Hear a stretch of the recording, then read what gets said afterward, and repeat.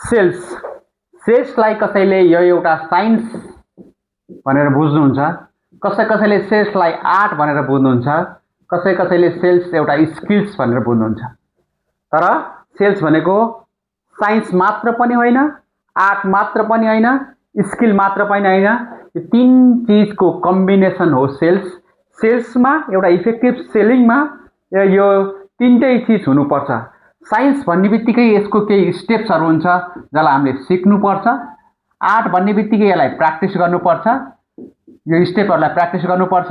र स्किल भन्ने बित्तिकै ती सब प्र्याक्टिस गरेको जुन स्टेपहरू छ त्यसबारेमा मास्टर गर्नुपर्छ, अनि मात्र एउटा इफेक्टिभ सेलिङ हामी गर्न सक्छौँ। अब यसको साइन्स भन्ने बित्तिकै यसको स्टेपहरू के छ त भन्दाखेरि यसको चारवटा स्टेप छ। फर्स्ट स्टेपलाई हामी भन्छौँ opening. First step is known as opening. Second step is known as probing. Third step is known as supporting. The last stage is call closing. Closing बिना त सेल्स कम्प्लिट हुनै सक्दैन। जतिसुकै राम्रो तपाईँ कम्युनिकेसन गरे पनि, जतिसुकै राम्रो कन्भिन्स गरे पनि, अल्टिमेटली त्यो क्लाइन्टसँग गएर, त्यो कस्टमरसँग गएर इन रिजल्ट निकालेर त्यस बापत चेक अथवा क्यास लिन सक्नु भएन भने त्यो सेलिङ कम्प्लिट हुँदैन।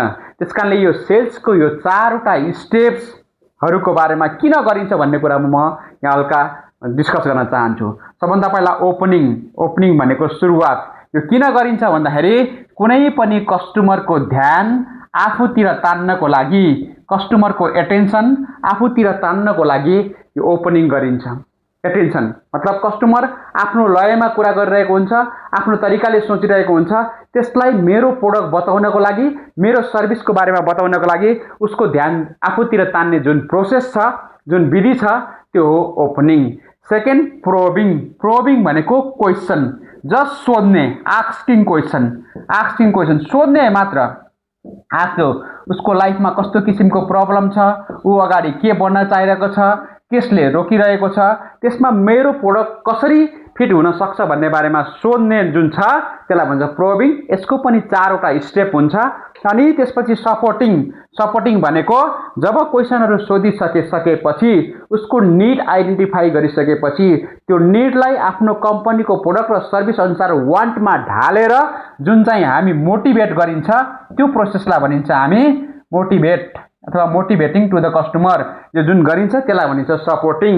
र लास्टमा क्लोजिङ भनेको के हो? अल्टिमेटली मलाई के चाहियो?